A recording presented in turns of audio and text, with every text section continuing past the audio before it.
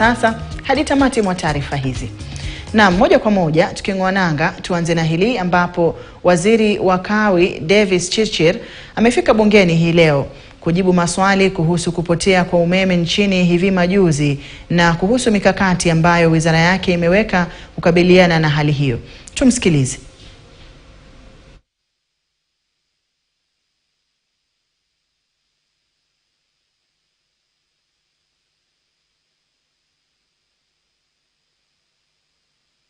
In the volume. Yeah, thank you so much, Chairman. Yeah, I will deal with the questions that you've asked.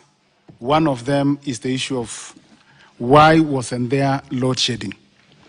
If we talk about an electrical system, and I think the CS did mention about it, there are quite a number of advanced protection systems. We actually have a whole array of protection to ensure that the equipment is protected, the people are protected, and that if there is an area which has an issue, it's isolated so that it doesn't affect the rest.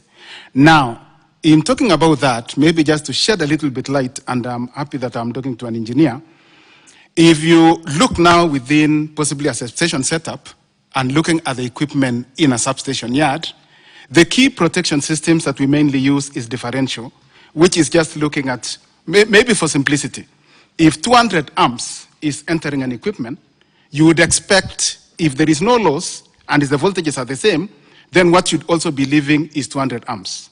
Now, the protection system under the differential would be comparing what has gone into the equipment and what is coming out. Now, if there is a serious difference between what is going in and coming out, the protection system will know that there is a fault in this equipment, or there is a short, or that current is going elsewhere. And that is now what tells, and the protection relay will actually tell the two breakers, which are always on either side of the equipment, to open and isolate this equipment because possibly there is a short and it is damaging.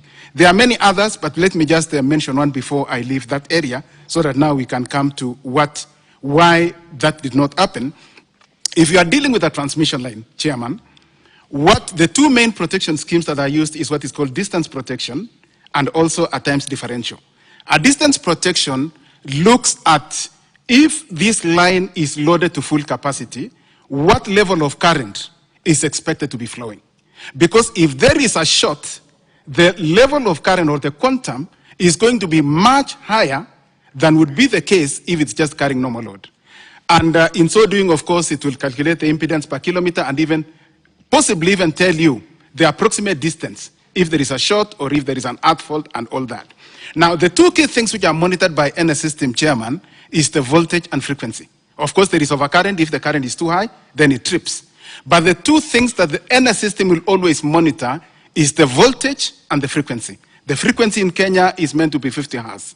Now, depending on the transmission or the distribution voltage, if it's a 220 kV substation, it's going to look at whether it's around 220 for the voltage, but the frequency will always be monitored. Now, there are set limits where if the frequency drops, then it determines the level of load shedding to implement. Now, if the frequency drops too much, and that means you've lost a very big generation or a very big load, what then happens would be a change in frequency that is too high that cannot be mitigated by load shedding. And you would realize that the CS did mention that the system lost 190 megawatts in 150 milliseconds. That was a very short period of time. And the total quantum was 270 megawatts. If you look at the quantum, that is 270 megawatts, vis-a-vis the generation at that time, it was about 15%. Now, when you lose 15% at an instant, no system, at least in the level that we have, would actually survive it. And I think what even wasn't, Chairman, was that we usually have an interconnection with Uganda. And ordinarily, when there is a disturbance, the more systems you are interconnected with, the more resilience or the more the system can recover and stabilize itself. Naam, kando na hayo, Rais